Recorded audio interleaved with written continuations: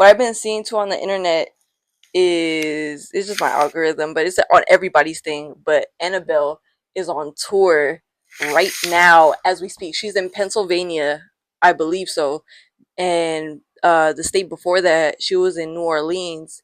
And when they moved her there, a lot of things started getting like scary, spooky over there, and it was just like a whole like I mean these are like theories and stuff, but they were saying that when they put her into that historical plantation that burnt down, they said that they well this was fact proven. Once the firefighters or whatever burnt or like put out the fire, they said that it reignited after that. And then there's like this clip too that they caught like in the smoke of like some like womanly figure with like a veil or something just like going through the smoke, and you can see that in 4K, and I'm going to like drop it somewhere here so you guys can see that, but that was like insane. I don't understand like what makes people be like, oh, you know, this thing that like has been said to do all these bad things. Let's move it.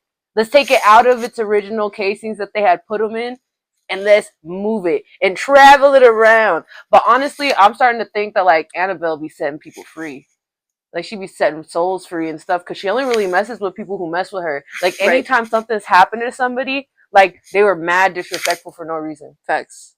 And also too, back to the New Orleans thing, they were saying that Annabelle conspiracy, not fact proven, that it was tied. Just her just being in that state was causing weird things to happen. There's a whole thing in the news that there is like what, like 8 or 11 inmates that escaped, and they said that one of the correctional officers or like DOs was a part of the whole plan to let them out while the whole Annabelle thing was happening. So the theory is that just Annabelle being there was like causing things like that to happen. Yeah. So just like could but possibly maybe be a theory. Who knows? Just having her there, and then right now she's in Pennsylvania, and like there's people freaking out like, oh my god, what's going to happen? But Would you ever want to see Annabelle? Like be in the presence of Annabelle? I would. I wouldn't want to be the person that'll like open the glass or anything. They just said opening the glass is already bad enough as it is because it's just she could. That's it. Like it's over. But I feel like they've taken her out already, right? Like multiple times. But like, I just want to see like, would there be any? Has anyone had any interactions that are like, I don't know, that they just be like with the Annabelle doll and she just don't be doing nothing, like she chill? Mm-hmm. Because like I I can't tell whether or not it's like a bad or like a good. You know what Yeah, I mean? that's true. I feel like it. Yeah, I mean, it does depend. Like how you said, it could probably be like one of those things where like she's just on some chill shit. If you're on some chill shit. Yeah, like that's how I feel about like spirituality in general. Like Okay. if you want some chill shit, Mm-hmm. like they'll also be on some chill shit. Like a lot of the time, and like obviously there's like those situations where there's like those trickster type spirit type things, which is like the in the original story is how they said that that's how that demon or whatever the hell it is Yeah. got attached to the doll in the first place with those nurses, right? Yep. Where she was like, I'm just a girl. Yeah. And like I just want to be loved, and they're like sick. And then she started up on some bullshit when she attacked that girl's fiance, but he Yeah. threw her. He said, I don't like this. He said, they don't have minds, they don't have souls, they shouldn't be moving. That's weird. I don't like that. So he Yeah. threw her because he got tired of her. So it's like, Mm-hmm. Yeah. There's a bunch of haunted like dolls almost in every other state. It's Annabelle, Robert the doll, and then there's another one I forgot. They're just in all certain places, and also too with the Annabelle doll when her I don't know why I was gonna say Ed, but I mean they still tied. But before Ed and Lorraine passed away, Lorraine Warren did say like before I passed, like what I would want is like all the objects that they've had in their basement was to be sent to the Vatican. So, and she also did state on top of her wishes, wanting like having all those objects moved away to the Vatican is also like just making sure nobody takes her out of the case or nobody touch any objects, and that's what everybody is doing right now as a display. Not only that, they treat Annabelle like a rapper. Like they got this bitch on tour. Like I ain't even on tour. Like this bitch gonna see Texas, all these states. I was looking at the lineup. I ain't gonna cap. I was like, where's she gonna perform? And thank God it's not in AZ. But they're putting her everywhere else, and they're putting her all in these historical places. And my theory is just like I feel like everything's just gonna go to shit, or like there's gonna be storms, and everywhere she's getting placed at, a lot of weird things are happening. I And it don't ain't know. a Maybe coincidence. she coming here to cleanse the world. Maybe this is what this tour is doing. She gonna cleanse it of all the bad shit. She gonna release it, and then we could No, I sound like some weird cult. You do dumb shit. Dumb shit's gonna happen. So I feel like, you know what? Like, let a lot of dumb shit happen to some dumb people. Like, it's kind of like those people that ever been smacked before. Like you touring around this doll that be haunting and shit. Like, have you never been smacked? Oh, Like, play stupid games, win stupid prizes. 100%. I also want to say something, and I'm going to announce it before. Yeah. So if y'all don't want to hear any spoilers, get off this right now, because me and Void are going to go ham sandwich on this. Drum roll. So look, we went to go see the Final Destination Bloodlines. If y'all don't know what it is, it's on HBO Max. If you guys want to start from the beginning, it's really is good. My rating 10 out of 10. What's your rating? Oh, that's a 10 out of 10 for real. But this one did like fuck me up, no cap. The glass in the ice is what really got me. I mean, it was in the trailer and everything, but at the same time, that's so plausible because shit breaks at bars all the time. God forbid I get a drink. I'm just trying to sip on something. Hey yo, hey, sorry, excuse me. And I choke on some ice because that is the dumbest way to die. I'm gonna be mad as fuck, and someone's gonna have to pay. Is it ice? Is it glass? Like nah. And the garbage truck. Y'all got like I'm not gonna throw out the trash for like a minute. I'm throwing it around the trash can. Like never catch me jogging. Okay. Hell nah. Headphones, nah, what headphones? I'm listening to all my surroundings. And I'm never getting my brain checked in my life. I'm never getting an MRI. Ever. Ever. Nah. Mm-mm. I was gonna say Final Fantasy. Crazy. Final Destination is one of those movies where it's so good only because it's like the irrational mind of some people. Because I for sure am one of those people where I'm driving and I'm like, you know, if that car swerves, that car can knock over to that car, and that car can knock over to me, and then it slams into me in the back, and then da da da, like, and it's a roll, domino effect. Like everything's a domino effect. Like you could sit there walking the streets, and you're like, if that bike went that way, got crushed by that, and then you know some bullshit. And that's what makes Final Destination so scary because it's those stupid ass thoughts that you have, coming to life, and you can't escape them. Yeah, literally yesterday I was watching the director explain the kills and how he wants to align it because he put himself in like in another person's mind like okay, well, if it was like the logs, and I think that was Final Destination 2, 3, 4, 5. I don't know which one that was, but the one with the logs, there was a scene that he said it was like a truck, and it was a chick, and I don't know if it was kids, but the pipe, it was like a metal or a plastic pipe that went across her face, and she like got freaked out. And then so the firefighters came and they were trying like to fix or like get her out the car, and she's like, you guys be like careful. So they hit the tire, and her airbag deployed, so that spike that was here when she was leaning for her cigarette, it pushed her back with the airbag, and the pipe shit went through.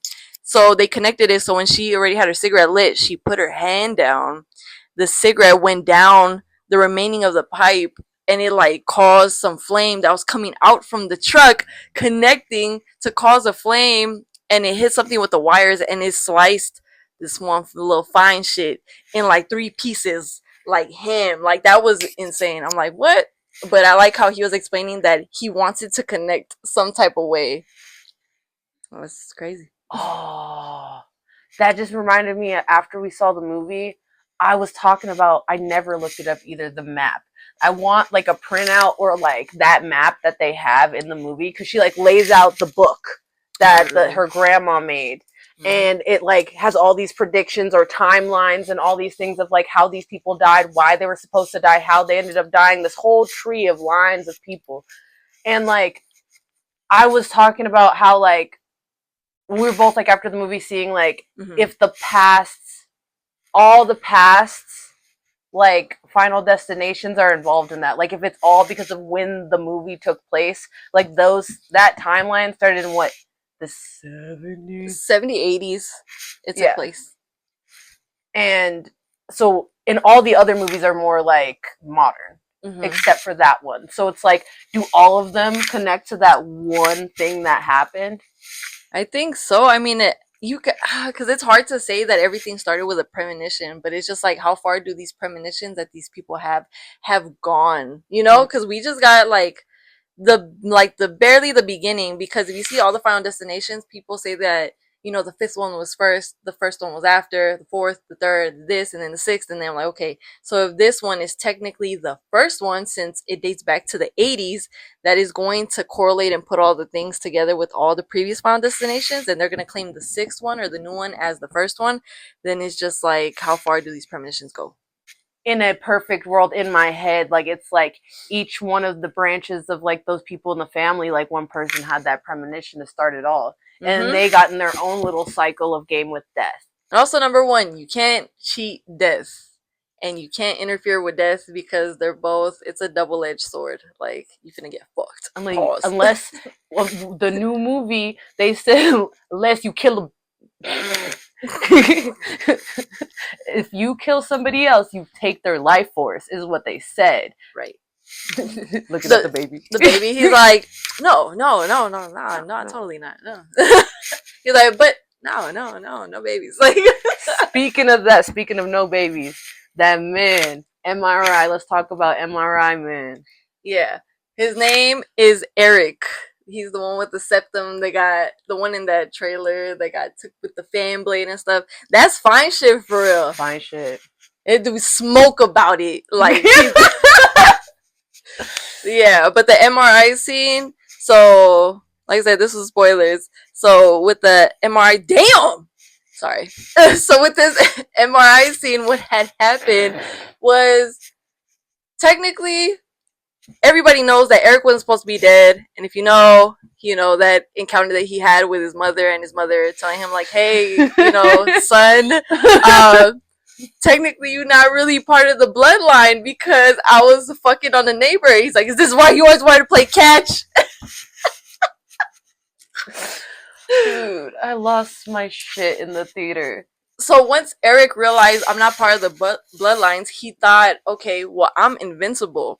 But that wasn't the case. And the rules is, if you watch Final Destination previously, what Bloodworth was trying to tell them, he was trying to tell them basically like, this is the rules. You can't cheat death, and you can take a life, but you don't even know, like, the person's life that you take, you don't even know how long their lifeline even is. So that's the risk that you're taking upon themselves, because they might die tomorrow, but you might not know that. You just caught a body for no reason. But basically with Eric, him thinking in this time frame that he's invincible in the new Final Destination, he's like, okay, well, I'm going to try to help. I forgot what his name was, but it was that white boy. A very passive, allergic to peanut butter. Yeah. So he's like, okay, this is how we're gonna do it. He's just like, okay, it's gonna be light, but you have to die. So he got him like the EpiPen. So he put him in the MRI room, did the whole thing with the vending machine, had him eat the peanut butter Reese's cup or whatever. And he took the bite. Yeah. He had the EpiPen. So once it starts kicking in, Eric put him in a wheelchair, just wait and everything, because he had a plan, like, okay, once he starts having the allergic reaction, I'm gonna wheel you out, and it's gonna make it look like it's a whole thing. So once that started happening, of course, death itself, they're in the MRI room, puts them in there, puts the, what is it, like the velocity of like the what is it, like the magnet, or I forgot. I don't know what's in an MRI machine that causes it to pull, but it's a freaking magnet basically. So you're not supposed to have your cell phones, no jewelry, no nothing. Eric had all that on his body. Every single thing. Head to toe, everything from the ears to the nose to the nipples to the what's that? Prince Albert. Prince Albert piercing, everything. Just seeing like the way it had like the little pen in with his ear pulling everything. So basically, yeah, it started going to like a really high velocity. So it pushed Eric in. So once it pushed him in, of course, it had the wheelchair take him because of course it's metal, and it was pushing him in, and it had like this it had like a POV from inside of the MRI machine, and you see like his because he has like a big like tattoo of a skeleton and shit, which is cool because it's a representation of death. So it was going in, and it was like folding him so bad that the wheels or like the metal bars in the wheelchair got shot through him. It was still like going. That's just disgusting. That's the only thing I don't like about Final Destination movies is because like you could put yourself in their position. Yeah, because you've had like minor things happen. Like I've never been bent. Yeah. But I feel like we've had like I don't know if you've had like piercings like ripped out of you. That does hurt, even if it's accidental. It doesn't have to be anything violent, but it's just like you get a fresh piercing and just having the sensitivity of your skin just kind of pulled is like. So imagine something magnetic just yanking it like completely. Hell. Just imagine like your nipples being pulled. Ouch! I don't even have those piercings, but yeah, you felt it. Like if you see the movie or you seen the previous, like you feel that 1,000%. Like no, like there's just certain deaths in Final Destination, not just this one, but previous ones that you could feel. It's like the glass one too. I've eaten glass by accident, but it didn't get to a point where it passed this part. It was my mom, she bought like these cheap glasses and shit. I don't know from where, but I served like a soda because it was just a hot day. So I like when I was drinking it, it cracked on the top, like it just cracked on my teeth, and I spit it out, and a lot of blood was coming out with the glass. So I could only imagine like just swallowing like bits and pieces, or let alone like a thick piece, like in the movie. That's fucked. No, so I don't like that stuff. You have me traumatized right now. Like thinking about it, I'm like just buying it. Yeah, it was, no, it was bad. I don't know what type of glass material that was, but it was super cheap that it chipped and it like locked with my like skin at the top of my lips, and it was like hanging. It was bad. So yeah, it was the bless you. Follow her on OnlyFans. Just kidding. It was giving. Because when the boy sneezes and I have company over, they're like, "Hey, what's going on over there?" I'm like, "Bro, she's sneezing. It's the time of the season. Pollen is in the air. It's pollen." But yeah, so the first kill was the dad, and after the pops, it was damn, nobody swallowed the glass. No one swallowed the Nobody swallowed him, unfortunately. It was a PG movie, and nobody swallowed anything. Ugh, right? So it was the pops that got or whatever, and then the second one was the daughter.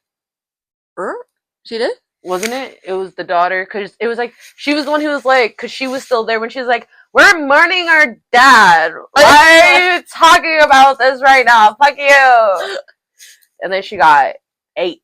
She got ate by that trash can. Yeah, in her head. Was she jogging? No, she was jogging, and these two kids playing soccer hit her in the head. She gets tossed in the trash can, and then she gets picked up and she gets tossed in there. I forgot what track the truck driver was playing, but that was hilarious. This Final Destination, I will say, is probably the most unserious one. Like, it's so funny because everybody dies in such a cartoonish ass way. Literally. Like, it's not like all the other ones were like, oh, a nail gun, or like, oh, getting like glass pressure, burning, like stuff like that. This one was like, this bitch fell into a trash can, got put into the trash truck, and then got squished by the trash compactor. Yeah. Like, she had her hand hanging. When she's like, "Give me your hand." I mean, technically, in my defense, she did give her hand. Because she's like, "Ah." And then the third one after that. She could have tried hard. Like she She could have could tried have. harder. She could have. She was just lazy. But I didn't like her. I don't like the character that plays like not cocky, but it's just like the bitch that thinks she's the shit. So then when she gets overkilled, I'm just like, yes, you deserve that. The first one was the grandma. Iris. Oh, you're right. Iris said, "Seeing is believing, right? Oh, you're totally right. She was being a badass too. Seeing Seeing is, is believing. Just, mm-hmm. oh, I'd be so mad if someone's like brain matter got on my face. That's yeah, that's not good. That's not good stuff at all. Eric, no, Eric was before, but he didn't die. He died after. Yeah, So Eric was a fake death. Eric was a fake death. He just got in the way. So the next one would have been the boy, right? Or no? It was peanut butter dude, and then He went last because Eric went through the MRI when the wheelchair, like all the bars went through him, and once he got folded, he the I forgot what his name was, but the white boy, the one that had the allergic reaction, he got the EpiPen, he stabbed himself, and then once he started like clearing up, he was trying to pick himself up, and right where Eric was in the MRI machine, the coil through the vending machine oh, went through him, and it was still like spiraling. I'm just like, oh no. Yeah, so that's why it's just like, damn, who's gonna take care of Paco now, the turtle? and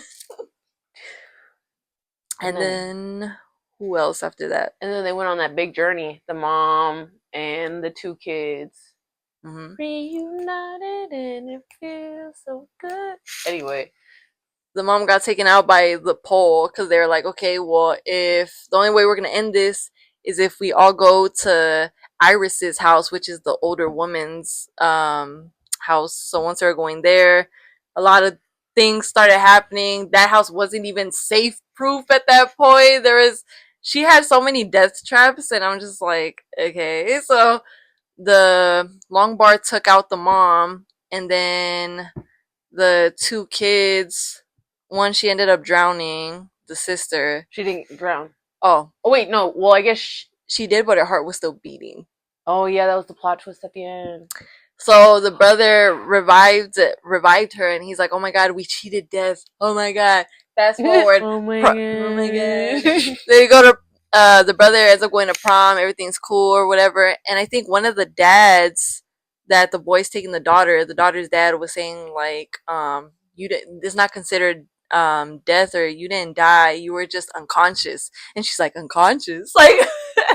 And he's like, yeah. So then they start realizing, the brother sister like, oh my god, so we didn't cheat death. All of a sudden, this big ass train from down the block wants to slide towards them. They're running, hauling ass, and then a truck with logs comes in out of the blue and takes them out. Some cartoon shit. Nowadays, like majority of these horror movies, I like a little bit of dark comedy in it. Like it gives it like that feel. Oh, the Terrifier movie. When we went to go see that, me and China were the only ones laughing. Yeah. In the whole theater, and it was so funny. It was so good. He smacked the shit out of that bitch. Funniest thing in the world. I said, do it again. And when he did it again, I said, thank you, Art. Yeah, Art and Sienna have like this sick chemistry, but it's so funny because I feel like he's like hesitant, like he's trying to kill her, but she's a fighter for real. Like she ain't gonna give up for nothing. But yeah, like those type of movies and shit. Yeah, me and Boyd be laughing. Everybody else is just like looking at us like these bitches. This is not funny. Yes, it is. And we also watched Sinners like a week ago, 2 weeks ago. That one was really good. It wasn't just like vampires that threw me off. I felt like it threw us both off. Yeah, because I went into it without like reading anything about it. Like I was like, oh cool, let's go. Yeah, that's how I went off by it too. I'm just like, fuck, I want to see it with somebody because it was not. I don't really go by like, even if a movie's like ranked the highest in the world, I feel like I have to be like the judge of that because there could probably be like a million people wrong about it. But I didn't expect that. I'm like, okay, if it has good reviews, okay, I'm gonna see what it's about. So mind you, both of us went with like not knowing what it was, but it was very like, for me, how I could describe it in 2 words was like very cultural and scary. It And was funny. funny. cornbread. He funny. Dead or alive, that man needed that $2. Mm-hmm. Dead or alive. To be kind to one another. And it did a really good job because I really didn't know vampires were going to be involved at all. So right. Watching it in the beginning, I was like, oh, cool. When the vampires were introduced, I was like, what the fuck? They said, I mean, theory-wise, that, I forgot what the vampire's name was because there's like multiple of them, but the main one, the guy, the one that fell from the sky or something, they're saying that bro falling from the sky was like the fallen angel. He fell from the sky? If you see the scene, it looks, to me, the angle looked like, I don't know, he did it from a high angle. So they said that vampires, if you see the movie Sinners, they fly up. When they got the girl, remember how he just flew up when she's like, okay, whatever, I'm leaving type thing. Superman. So he went up back. So when I start thinking about like the theory where he fell to the ground and he's smoking and everything, well, clearly because he's a vampire, he has to get to, you know, like dark shaded areas. They're saying that biblical, he was like the fallen angel, like Lucifer and everything, just trying like to go into like the dark and everything. So they're just saying that it was like that they were like a symbolism of like demons, or like how demons can take away your gift, or they'll try like to trick you into taking your like gift that was meant for you, which is like the music that they try to tie into the movie. All the theory. Which is like, that's what's his name? I'm so bad with names. It was a really good movie. I swear, I just don't remember the names. I can pull up Miles. Miles was the one, the guitar, the okay. preacher boy. Yeah, preacher boy. He had the gift where like when he played the music, it would like contact, like he'd be able to contact everyone's ancestors and stuff like that, like bringing them in, which was such a powerful scene. And I want to watch it. I just want someone to put it on YouTube, please. I just want to see that specific part over and over and over and over and over again. Literally. Because it was so much culture. I will say I laughed when it was like the dude with the like, was it a keytar or like something where he had the crazy the 80s. In the 80s, because he was the first one to pop up right next to him with those goofy ass glasses. And I was like, oh. Yeah. But it was beautiful. Damn. Yeah. What I gotta say about Grace, people was giving her like so much hate. And I'm not gonna lie, I do hate what she did, because she like provoked them by telling them to come in. So basically, I don't know if like in this time of age, or I didn't know that this was a thing with vampires. You have to verbally tell them like you can come in, and they have to ask for permission. I never thought about that. So when they were asking about coming in, I didn't understand that.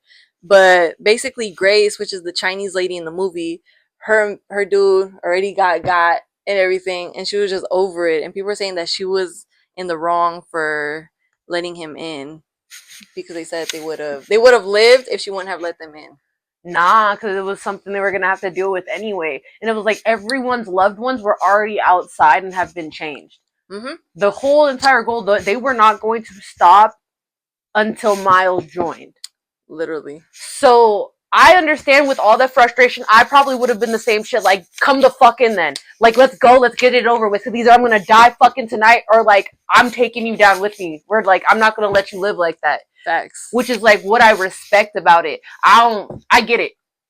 And it didn't seem like anyone else there like really was too opposed to it. They're like, all right then, let's go. Like, facts. They were on that shit. Because regardless, one way or the other, they were going to have to face that. So Remick is that, what I was saying, the white man, that he was the one that we first seen that was like the vampire. We just had like a weird off feeling about him. So they were saying, what were they saying about Boaz? Besides him being like the devil and everything, I mean, I don't know. Either way, they was all still gonna go out like that. He was just like the key into like getting everybody. I do want to know more about him though. Like, I wouldn't be mad if they made another movie just about Remick. Like, yeah, because he said there was people that he wanted to see. That's why he wanted like the music, and it's like who. And he has this whole cultural thing, because there was a whole cultural thing with Irish people too. Yep. So I would love to see where he even came from, because I know also like in these theory videos and stuff like that, they were talking about how like they don't even think that Remick really understood racism. Okay. Like, because he saw like they don't think he's from a time where that was really an issue. Yeah, because they were, I don't, was it Stack or I forgot who, that were saying something to him, and he's like, no, you know, like he Mhm. kind of like neutralized it, like, no, that's not what it is. Yeah. And he warned him. He was like, those racist people. When he saw the KKK, because those two people who ended up with him, Mm-hmm. he was the son of like the KKK leader or whatever, Mm. and he saw the hats. I don't. Are they called hoods? Hoods. In their house, like when Mm-hmm. he saw them and he attacked them, and then we find out that the guy that sold them the place was also a hood, and Damn. which was also a beautiful scene at the end. Oh, we just ruined it in this movie. That was so Spoilers. beautiful. Like that man armied up. He had hidden weapons, everything. Dude, the Tommy gun. I let out a scream when I saw the Tommy gun. I was like, oh man, from my heart. Like I don't even. Who wouldn't fall for Michael B. Jordan though? Except for like the males out there, they're like, that's gay. But no, even if you straight, you can't say that man's not majestic, beautiful, majestic black man. Y'all know me. If y'all know Chinese, y'all know me. Okay. What a beautiful chocolate man. Oh, but that's what I was gonna say about Remick. When the whole thing, when Grace is just like, come in, motherfuckers. Remick's like, bet. So he came in with all them, and once they opened the doors, everybody had their weapons and shit going like fucking 10v20, however many was out there. Grace threw this glass bottle, was it a Mazel Tov with the flame? Mm-hmm. So when she threw it, Remick just looked at it, and he did this. He said, rude. He did this. That shit was funny. And then I think she got after that. I'm like, why would you, like, horrible throw, like, nah. But that was her big one. Oh no, and also too, Delta Slim, the older black man, he was funny as hell. He's like, so I think I shat. I'm like, yo, he's so real. I mean, what you gonna do in a situation like that? And I liked it because it was realistic. Like the reaction, everything is just like that's just real reactions. Your big ass be coming in and out of that house all day, and now you need permission. But Sinners also was a 10 out of 10. What do you give the rating? Oh, definitely a 10 out of 10. It's very rare a movie makes me want to watch it again. I'm usually like a one go and I'm good. Yeah. But like I was like, I wouldn't mind seeing that in theaters again, but it kept being sold out, so I'm so good, I guess. Yeah. So that was another movie that had horror and it had like a little bit of comedy, but it was also dark too, and it was very mixed with like culture, with like our music now and music it was back then. Like there's another scene that I liked where it was like a bunch of people dancing, and it was all from like the back, like the times. I don't know what, like what they have, like the Irish jig. They had that one was hard. They had a bitch twerking. So they're going like in different timelines, and you're just watching it as like while their ancestors are behind them. Yeah, which is like really beautiful. Peach, I don't know what her name is, but she's just like crawling on the floor. I'm just like, why you do that? Why you doing all that? That'd be the whole whore. But Preacher Boy was making that bitch preach in that closet. Said, I won't taste your day. That shit was funny. Yeah, so he has some musty puss. Musty, that's a real man right there. Yo. Yeah, W Preacher Boy. Hey, you know, he did what he did. We also saw the monkey movie. Oh, the monkey movie was so good. I don't care about what nobody said. The way that movie ended was funny as fuck. Like seeing one of the seven horsemen just walk up on you. What are you doing? You want to go dance? Yeah. Like with our bodies? Nah. Yeah, no, the monkey was a good one too. It was like same shit. It was like some dark shit. Like there was like a hibachi. What was the dude? The hibachi was trying to flirt with the older lady, trying to take care of the kids, and he's trying to make hearts and shit out of the onions or whatever. And then his knife, he goes up to do his like signature, and I think he takes her head or face or something. Something comes off, and I'm just like, damn. That's why I don't want to go to hibachi no more. Like, what if he wants to do some signature shit and try to flex and my nose come off? Like, I'm MJ. Don't flex. It's fine. Just make my food. Yeah. Nah, but the monkey movie was really funny. Oh, and the beehive scene too in the monkey movie was crazy. Or was it hornets? I don't know, but it was like his fear. And it started with one hornet, or he sees one going in through like the broken glass, and then a bunch of them came, and yeah, And he's like shooting him, isn't he? Like he has a gun in his hand. Or is yeah, this a different movie? No, that's the right movie. yeah. Yeah, that mullet boy. He was trying to shoot. He was trying to shoot it, and then they all just came in. Oh, that's horrible. But yeah, I think it's every time the monkey hits the, what is it, like the drums or those, I forgot what that sound is. Oh, they're the. I forgot, but when the thing that does that. I just realized that every movie we've talked about, every main character has, or like somebody in there has a daddy issue. Every single one. I'm not even joking. Damn. Like, is that like popular right now? Daddy issues? Daddy issues? Yeah. Like men with daddy issues, because I think they're all men with daddy issues. Yeah. Put this number down, 1-800 call void in China. You got daddy issues? You know, give us a call. We gonna take care of that for you. I'm just kidding. All right. And then, okay, after that, I seen another movie that was not y'all gonna know this ain't my type of movie, but I did it because I'm a good person. I'm a good civilian. But we want to go see this ATEEZ movie. Okay. And I appreciate China for doing this so much, because she's usually just a gore girly. Like, that's all. She's like, loves gore, loves scary, all this other stuff. But like, as a person that likes K-pop, it's hard to find you, like, for your friends to accept it. And China has accepted it. Like, she don't call ATEEZ BTS no more, and that makes my heart grow 10 times full. Look at her phone case. I mean, she changed, swapped. Look it. You know what that is? That's ATEEZ. How do I know? Well, because it says it. I like different type of genres. I just stick to my like scary movies, but I'm very open to it. So when Boyd's like, okay, fuck it, I'm gonna get the tickets, boom, boom. So when I walked in, I came with an open mind. So when I sat down, I'm like, okay, it's probably gonna be a live, just live event, live concert. I've seen concerts, I've been in them, but it's been, like rap genres. I've been like seeing like operas, but this one was different. So when I see it, my whole thing is just like, okay, they're saying words that I don't understand, but I'm enjoying it. I'm hearing like the beats, the sounds.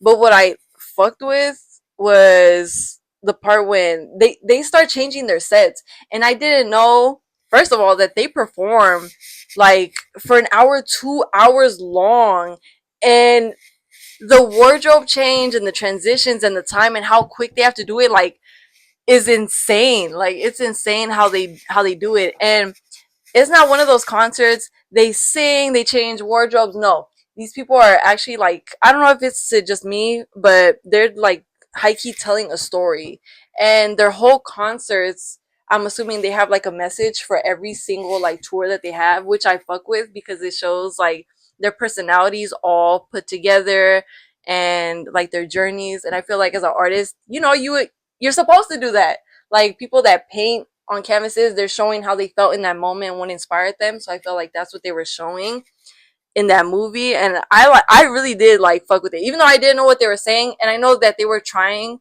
to speak English, and I like that they put that effort in to like show their fans.